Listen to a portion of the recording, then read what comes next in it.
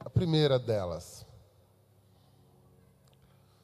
como tratar a compreensão de lucro neste mundo tão sistemático? Haveria um lucro santo? Sim, haveria e há um lucro santo. E um bom exemplo de um lucro santo, porque sem lucro você não tem business. Uma empresa, ela não deve viver tendo como finalidade primeira o lucro. Mas ela não pode viver sem lucro. Da mesma forma que você não vive para respirar, mas você não vive sem respirar. Se você perguntar para mim, Ed, em função de que você vive? Eu digo, em função de respirar. Eu existo para respirar. Não. Respirar é que mantém você vivo, mas não é para respirar que você vive. Então, eu como empresa tenho lucro, mas eu não vivo para ter lucro. É o lucro que me mantém vivo. Agora, um bom exemplo de um lucro santo é o movimento Focolare, ou de economia de comunhão, em que eles dividem o lucro em 3 partes. Uma parte do lucro remunera o capital, ou o dono do capital. A outra parte do lucro é reinvestida no próprio negócio. E a outra parte do lucro, a terceira parte do lucro, é distribuída aos pobres. Eu penso que isso é legítimo. É uma forma, é um jeito cristão de ser empresa e fazer negócios. Quando você diz assim, eu reparto lucro, o que você quer dizer com eu reparto o lucro? É você distribui entre os funcionários da sua empresa? Não, isso não é repartir lucro. Isso é política de remuneração. Repartir lucro é dar dinheiro para pobre. Isso aí é repartir lucro. Distribuir resultados entre todos aqueles que cooperam para que o resultado exista, isso é remuneração. Inclusive pode ter conotação motivacional, eu vou remunerar, vou dar bônus no final do ano a título de distribuição de lucro. Não, isso não é distribuição de lucro, isso é política de remuneração. Distribuir lucro é dar dinheiro para os pobres. Então, se alguém perguntar para mim, você acha que a empresa deve ter lucro? Deve. Como é que ela deve lidar com o seu lucro? Divida em 3, não necessariamente 3 partes iguais. 1/3, 1/3, 1/3. Divida em 3. Uma parte você troca de carro, a outra parte você compra mais uma geladeira para a sua padaria, e a outra parte você distribui para os pobres do seu bairro. Essa eu acho que é uma maneira razoável, pelo menos da gente começar a tratar o lucro de uma maneira diferente do que a maioria das pessoas trata. Ed, existe um movimento hoje no mercado chamado investimento social privado, que as empresas têm como foco pegar parte do seu lucro e investir em projetos sociais. Mas isso também acaba trazendo um retorno em termos de imagem para ela. O que você está dizendo é que o que a mão direita faz, a esquerda não deve saber, ou existe uma legitimidade nesse processo? Então, Ismael, ótima pergunta. Como é que é o nome do negócio mesmo? Investimento social privado. Investimento. O treco chama investimento. Investimento tem retorno. A Bíblia Sagrada fala que deve existir na vida de todos nós uma dimensão de doação. O que é doar? É dar para quem necessita, dar como um ato de justiça ao que necessita, não é ser bonzinho, né? No Velho Testamento é a tzedaká, é praticar a justiça. O que pratica a justiça, que pratica a tzedaká, é um sadik, ele é um justo que pratica a justiça, ele não é um bonzinho como a gente está acostumado a pensar. Então é doar para quem precisa, como um ato de justiça, sem nenhuma expectativa, e eu diria sem nenhuma, inclusive, possibilidade de retorno. Quando tem retorno é investimento, não é doação. Nós cristãos temos que doar, porque o mundo não se sustenta se não tem gente que doa. A gente tem que mandar dinheiro e mandar recursos para pessoas que, se nós não doássemos, elas jamais teriam acesso. Elas não têm como pagar, elas não têm como aprender a trabalhar, elas vão morrer de fome antes de aprender a trabalhar. Elas inclusive, não têm nem onde trabalhar, nem como trabalhar, etc. Eu me lembro quando eu fui para Angola, que estava Angola no pós-guerra, eu voltei de Angola, da cidade de Luanda, uma cidade, hoje, graças a Deus, bem diferente. A Angola está se reconstruindo rapidamente depois da sua guerra. Mas quando eu fui, era uma cidade, Luanda, para 400 mil habitantes, com 5 milhões de habitantes. E a sensação que eu tive é que, se eu chegasse em Angola, desse $100 na mão de cada um, eles não iam ter o que fazer com aqueles $100. Não tem supermercado, não tinha lugar para ir comprar nada. Então eles precisavam de doações, não dava para fazer negócio, é doação. Então eu penso que um jeito cristão de ser empresa e fazer negócios é incluir no resultado desse business uma dimensão enorme de doação e de generosidade para com os pobres. Não é investimento, é doação, né? Quero aproveitar e saudar as 400 pessoas que estão nos assistindo pela internet. É um número bastante grande, batemos novamente o nosso recorde. Eu queria saudar todos vocês que estão aí espalhados pelo Brasil todo, assistindo e participando conosco. Mande também as suas perguntas, participe conosco desse momento. Ed, tem uma outra questão interessante. A questão diz assim: você fala em plantar jardins, né? E a pergunta é: plantando jardins, conseguiremos acabar com o deserto, ou isto é uma utopia? Não é uma missão impossível? Sim, é uma missão impossível, por N razões, mas eu fico com a razão nossa, que é bíblica e teológica. Primeiro, que o reino de Deus não é uma questão de quantidade e de abrangência de justiça. Não é assim que a gente vai acabando com a pobreza, acabando com a pobreza, ou promovendo justiça, tirando as crianças da rua, até que não sobe nenhuma criança na rua. A gente vai acabando com a prostituição, até que não tenha mais nada de prostituição na rua. E aí, quando isso acontecer, o reino de Deus está implantado. Por quê? Porque quando isso acontecer, se fosse possível que isso acontecesse, nesse dia ia morrer todo mundo. E o reino de Deus, disse Jesus, o meu reino não é deste mundo. Né? Então, o reino de Deus, que se consuma na eternidade, ele dá sinais nesse mundo, mas ele não se concretiza nesse mundo. Para que o deserto inteiro volte a ser o paraíso, é o fim escatológico da esperança cristã. É a nova Jerusalém, é o novo céu e a nova terra. Nós não vamos conseguir fazer a nova Jerusalém aqui com as nossas mãos. Então é um salto qualitativo, não é uma questão de abrangência quantitativa. Então o reino de Deus é um salto qualitativo. Também a Bíblia diz que o mundo vai de mal a pior. A Bíblia não diz que o mundo vai melhorar, diz que o mundo vai piorar. Inclusive, diz assim que Jesus vai abreviar o tempo da sua volta, porque senão não ia sobrar um fiel na terra. Nem a gaviões ia sobrar. Então não ia sobrar um fiel na terra. Porventura achará fé na terra? Não é? O amor vai esfriar, etc, etc. Essa é a perspectiva apocalíptica. Né? Então não há uma promessa bíblica de que o mundo vai melhorar e que o deserto todo vai virar um grande jardim, só no salto qualitativo.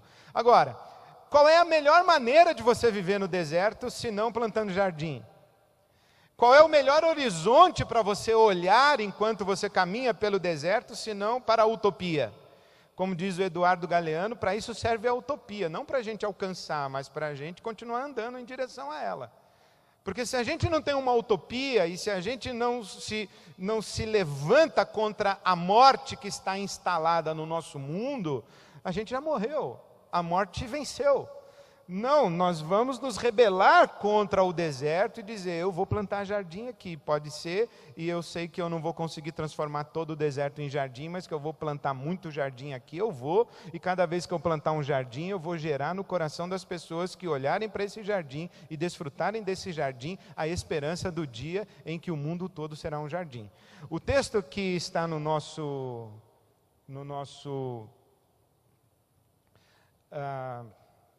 texto desse encontro, termina com Isaías 35, que fala dessa utopia realizada do reino de Deus. Nós acreditamos e nós cremos que um dia a terra se encherá do conhecimento da glória de Deus, como as águas cobrem o mar.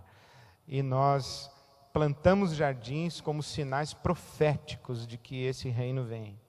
Então, o melhor lugar para a gente olhar enquanto a gente atravessa o deserto, é olhar para a utopia, né? O Frei Beto diz o seguinte, se você não é viciado numa utopia, você é viciado em quê? Com certeza numa coisa pior do que a utopia. Ed, tem duas questões interessantes que elas acabam se completando, abordando mais ou menos o mesmo assunto. Uma fala de religião e outra fala de ímpios e justos. A de religião diz assim, o militante não religioso, o militante não religioso, de causa de dignidade humana, cooperam mais com Deus do que o cristão piedoso que não perde um culto. E a outra questão diz assim, pastor Ed, não sei qual exatamente o versículo, mas diz a Bíblia que Deus usa o ímpio para abençoar o justo.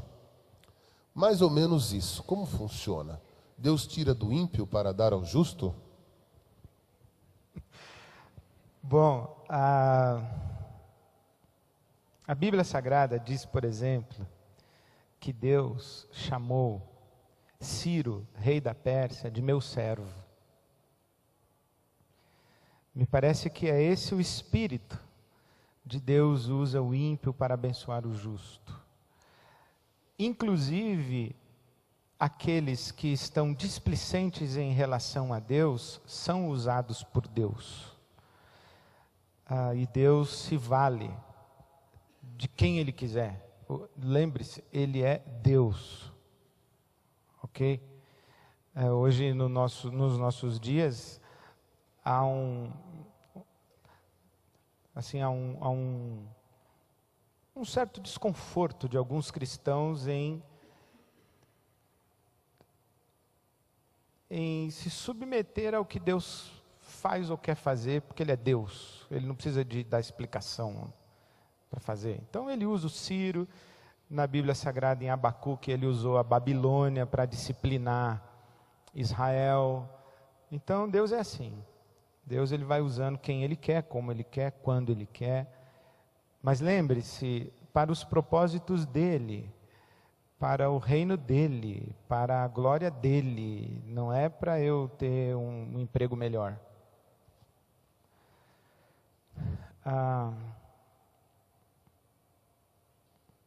Agora, a pergunta, eu vou ser bem literal na minha resposta, porque eu acho que ela foi mal formulada, pelo menos na literalidade da minha leitura. Um ímpio que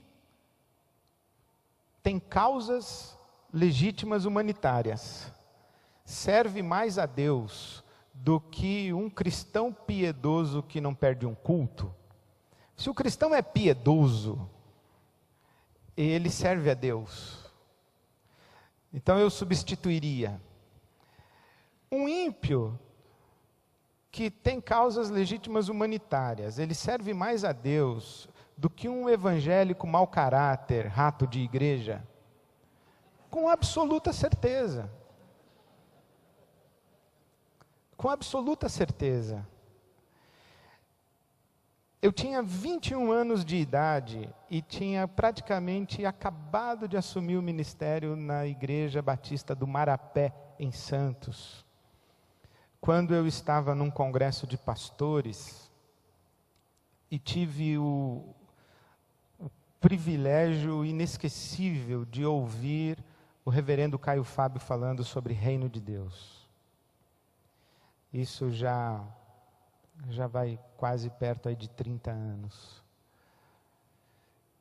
E naquele dia ele disse assim, que quando a justiça prevalece no mundo, aí está uma vitória e uma expressão e uma manifestação do reino de Deus.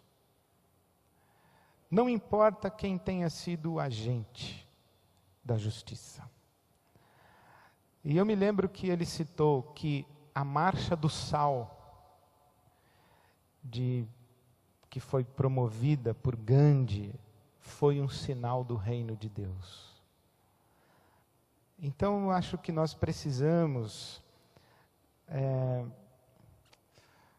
abrir um pouco o horizonte da nossa percepção da presença de Deus na história e das maneiras diferentes de servir a Deus. Eu agora estava lendo a obra de Desmond Tutu. Ele disse assim, nem vou falar. Pronto. Só para você voltar no próximo, eu falo no mês que vem. Ele disse assim, eu me recuso a crer num Deus que não tenha Gandhi como um dos seus filhos. E quando eu vi isso, eu fiquei em estado de choque. Né? Mas foi o Gandhi quem disse aos ingleses, né, eu aceito o seu Cristo, mas não aceito o seu cristianismo. Então, as fronteiras do reino de Deus, elas não são como nós gostaríamos que fossem. E às vezes nós não conseguimos sequer discerni-las. Até porque, para a nossa alegria, o reino é de Deus, não é nosso.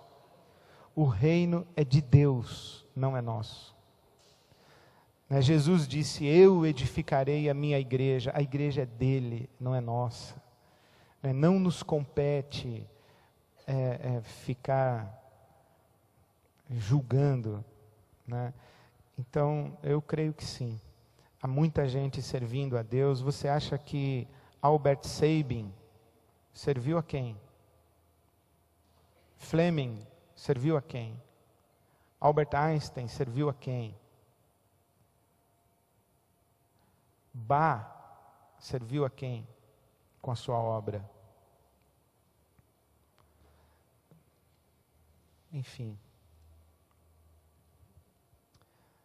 Os homens que constroem um aparelho de raio-x instalado no hospital que você usa, eles estão servindo a quem? Ao diabo, enquanto eles estão construindo um aparelho de raio-x? Como nós estamos pensando que é isso que a gente precisa quebrar, né? Que servir a Deus não é uma coisa que a gente faz dentro da igreja e no culto. Servir a Deus é aquilo que a gente faz para abençoar pessoas, qualquer que seja a dimensão dessa bênção para as pessoas. Né? Tem mais uma pergunta interessante que fala um pouco desse processo de angústia que talvez as pessoas vivam, que todos nós vivemos. Ele diz assim, você diz que o serviço a Deus pode ser definido como o meu serviço ao próximo, através do meu trabalho. Apagou. Desta forma, o desejo do crescimento pessoal pode ser considerado uma ganância, pode ser considerado alguma coisa que não seja viável, positiva. Eu penso que basta a gente fazer uma distinção entre ambição e ganância. Ambição é querer mais, é querer ser mais, é querer ter mais. A ganância é querer para si e somente para si. Eu penso que nós devemos ser ambiciosos. Eu quero ser mais, eu quero ter mais, eu quero fazer mais, eu quero conquistar mais, eu quero tudo mais. mas a serviço do reino de Deus e a serviço de Deus. Eu quero ter mais e fazer mais e conquistar mais e poder mais para abençoar mais pessoas, mais pessoas, mais pessoas, mais pessoas, para distribuir mais, para que o bem coletivo cresça. Eu acho que esse é o nosso espírito cristão. Ed, É um espírito de ambição, mas não de ganância. mas essa fronteira não é uma fronteira difícil de ser percebida, de ser sentida? Sim, é difícil, muito difícil. Eu lembro da expressão do John Wesley, quando ele disse que assim que ele ganha um dinheiro, ele faz questão de dar logo para alguém, para que o dinheiro que está no seu bolso não encontre o caminho do seu coração. Essa vigilância é necessária, por isso é que nós não vamos conseguir estabelecer uma regra de como ser um profissional de índole cristã, uma empresa de índole cristã e fazer negócio de um jeito cristão, como se nós aqui no fórum, daqui a uns 3 anos, 4 anos ou 1 ano, depois de muitos encontros, coletando todo o nosso material, a gente faz um manual em que basta você seguir. Não vai ser, é só com o joelho no chão, é só com consagração a Deus, da sua consciência, do seu coração. Agora, uma coisa é certa, viu? Quando você entrega a sua vida a Deus, você sabe. E quando você não sabe, o Espírito Santo dá um jeito rapidinho de fazer você ficar sabendo. Quem anda na luz não tropeça, pessoal. Quem entrega a vida a Deus não tem problema de discernimento, tem problema de coragem. Então, se você quer saber se você está vivendo piedosamente, o Espírito Santo vai dizer para você, se você perguntar mesmo. A questão é se você vai ter coragem de obedecer o que Ele vai mandar você fazer. Essa é outra conversa, né? Tem uma pergunta quase que engraçada.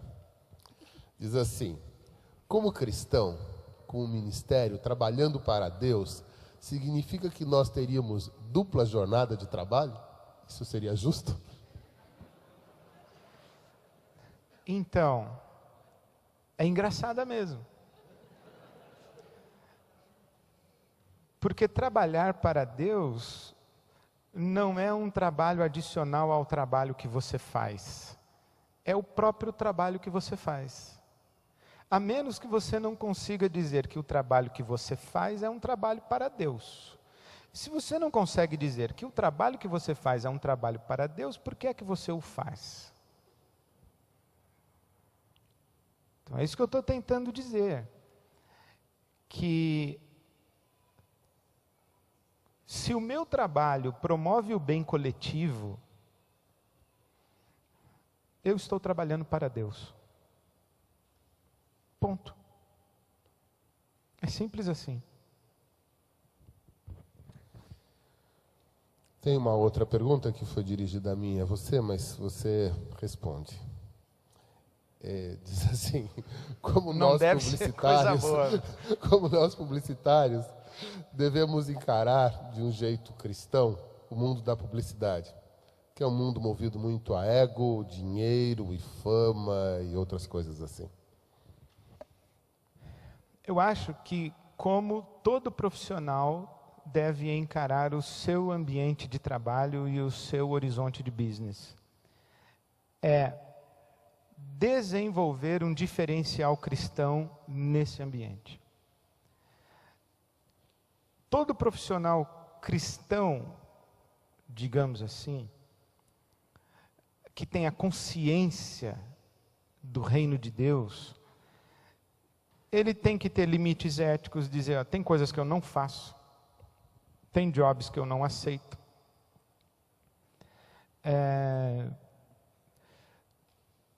Eu proponho um outro caminho para esse resultado.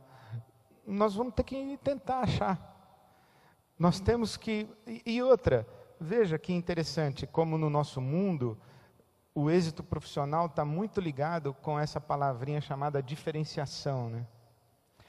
Qual é a diferenciação que você tem como profissional pelo fato de você ser cristão? Onde está o seu diferencial? Eu me lembro que conversava com um empresário, eu falei assim, você é o presidente, proprietário da sua empresa, não é? Ele falou, sou. Eu falei, e o que a sua empresa é diferente da empresa do seu concorrente que não é cristão? Ele falou, não sei. Eu falei, você não tem vergonha? Ele falou, tenho. Então, eu não posso responder a você com a fórmula, mas se você está incomodado e dizer assim, eu sou publicitário, mas eu sou cristão antes de ser publicitário, eu tenho valores, eu tenho convicções, eu tenho uma experiência com Deus, e isso tem que vazar de mim de alguma forma, você tem que ir dormir com isso aí. E Deus vai te dar o caminho para você ser publicitário. Assim como Ele dá caminho para o sujeito ser advogado, para ser médico, enfim, para ser pedreiro, para ser empreiteiro, vai dar caminho, né? Nós ultrapassamos em quase 5 minutos o tempo que tínhamos estipulado, 10 horas, estamos terminando o nosso fórum. Quero agradecer mais uma vez a sua presença, antes de passar a palavra final para o Ed. Você que veio até aqui. Oi? Mas essas perguntas todas foram perguntas da plateia, é que elas vão lá para o nosso controle e eles mandam e eu recebo aqui. Se algumas perguntas não foram respondidas, então depois vocês, por favor, me entreguem ou entreguem a um dos nossos irmãos que estão nos apoiando e a gente depois repassa para o Ed, certamente. Quem tem uma pergunta na mão assim, levanta.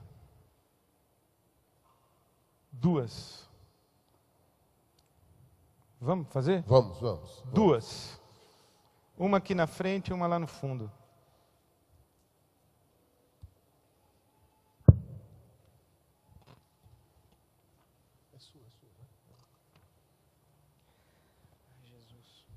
Se o nosso trabalho tem como objetivo adorar e servir a Deus, como efetivar isso sendo um artista plástico cristão contemporâneo no mercado de artes, atualmente essencialmente conceitual, mostrando com o nosso trabalho, no meu caso a escultura, a ética cristã?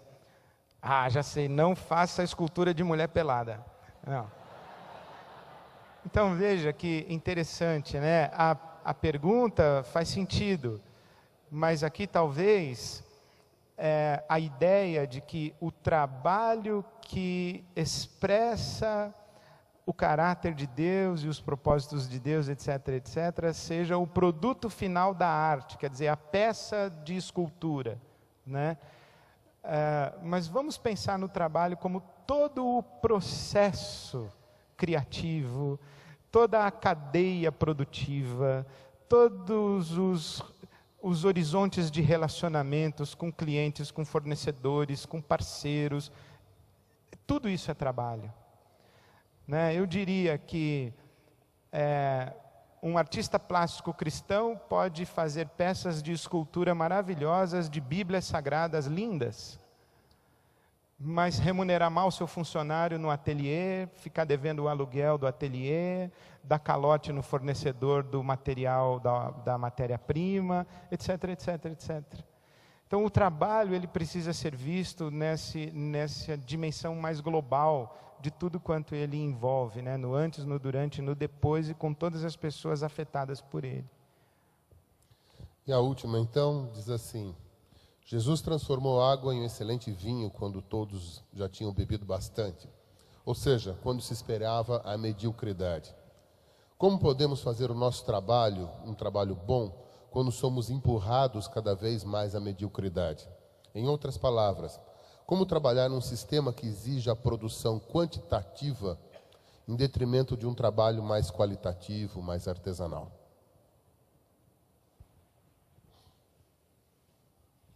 Eu não sei se eu concordo que nós somos empurrados à mediocridade.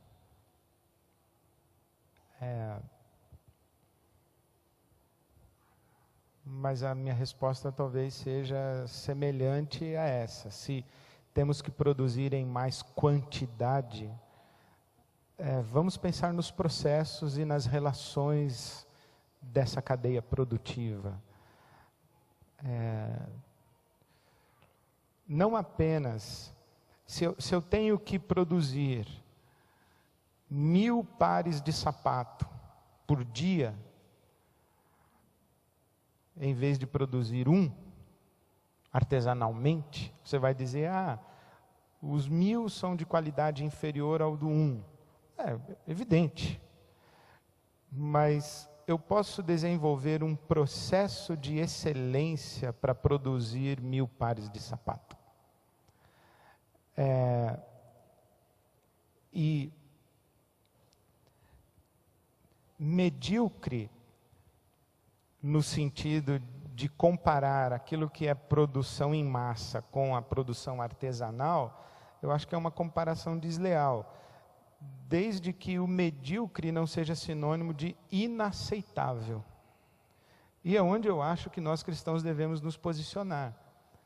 Isso faz lembrar aquela história da mulher que entrou para comprar um leque na loja e perguntou, quanto é esse leque aqui? $3. E esse aqui, 75 centavos. Falei, eu vou levar esse de 75 centavos. Aí levou, 5 minutos depois estava de volta. E com o leque quebrado, falou assim, quebrou. E o lojista disse assim, como é que a senhora fez? Peguei o leque e me abanei. Falou, não senhora, leque de 75 centavos, a senhora segura o leque e sacode a cabeça. Porque senão quebra. Quer dizer, então, se a gente vai produzir muito leque, a gente tem um limite do aceitável, A gente tem um limite do aceitável, daquilo que pode não ser um produto extraordinário, mas ele tem que ser um produto decente, legítimo, digno, e ao preço de 75 centavos, o que dá. Porque quando você compra alguma coisa de 75 centavos, e em detrimento de comprar uma outra de R$11, você sabe que está comprando alguma coisa de 75 centavos. Muito bom. Resta saber se você vai ter cara de pau de vender coisa de 75 centavos. Que aí já é a questão do nosso posicionamento cristão. Dizendo que é bom. Isso aqui eu me recuso a vender, eu não dou isso aqui na mão do meu cliente. Isso aqui eu dou. Quero desafiar você a voltar para o nosso próximo encontro, que vai acontecer no dia 11 de junho, com o tema O Novo Mundo. Quero também desafiar você a baixar o seu e-book ou fazer o download através da internet, porque o texto que está lá é um texto que complementa, que amplia e que dá uma sustentação bastante grande a todas as coisas que foram apresentadas aqui. Mais uma vez, antes de passar a palavra para o Ed René, quero agradecer muito a presença de todos vocês e dizer que o fórum está aberto a sugestões, nós temos um blog, participe, dê sugestões. A gente tem também uma proposta de que as pessoas se reúnam para que possam discutir esse assunto com seus amigos, que possam discutir esse assunto em almoços, encontros nas casas, que a gente possa multiplicar este tema e os temas que temos trabalhado no fórum, para que realmente ele não fique restrito somente a estes encontros mensais. Mas, mais uma vez, muito obrigado pela sua presença. Ed.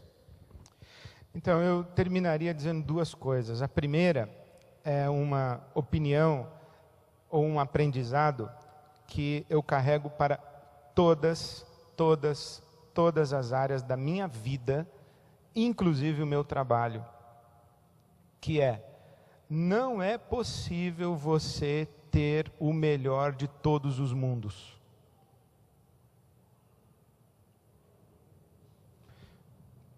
Viver implica uma dimensão de perda, de sacrifício, de renúncia, de frustração. Se você quiser viver nas áreas da sua vida 100% tudo, isso não é possível. Você vai se machucar e vai machucar pessoas. Então nós temos que saber discernir quais são as perdas, as frustrações, as renúncias e os sacrifícios que nos são aceitáveis. E que nós vamos dizer, olha, eu estou deixando de ter isso, mas o que eu tenho me é suficiente e é satisfatório. Eu não estou ganhando tanto, mas o que eu ganho é suficiente e é satisfatório. Eu estou me sacrificando tanto, mas o sacrifício vale a pena. Eu estou renunciando X, mas a renúncia é necessária, porque eu não quero sacrificar outros valores, etc. Então, nós não vamos ganhar tudo sempre, de todo lugar e a toda hora. Então, a gente tem que assimilar isso e pedir a Deus discernimento de quais são as perdas, os sacrifícios, as renúncias e as frustrações que nós vamos carregar. E a segunda coisa que eu diria é reforçar o conceito dessa noite, que a grande novidade é a redenção do trabalho. O trabalho é uma bênção de Deus. E no mundo de desemprego, nós sabemos que o trabalho é uma bênção de Deus. Poucas coisas são tão tristes quanto uma pessoa que tem condição de trabalhar, tem saúde para trabalhar, tem competência para trabalhar, tem talentos para trabalhar e não tem oportunidade de trabalhar. Nós devemos levantar a mão para o céu e dizer, Senhor, eu te agradeço porque eu tenho trabalho, porque eu tenho oportunidade de trabalhar. E faça isso, já que você recebe a oportunidade de trabalhar, eu não estou nem falando do resto, a oportunidade de trabalhar como uma dádiva de Deus, então faça o seu trabalho, como o apóstolo Paulo recomenda, ao Senhor. É a Cristo que nós estamos servindo, é o que diz o apóstolo Paulo. Então faça o seu trabalho como quem faz a Cristo. E esse é o caminho da gente redimir o trabalho. Que Deus nos abençoe. Amém.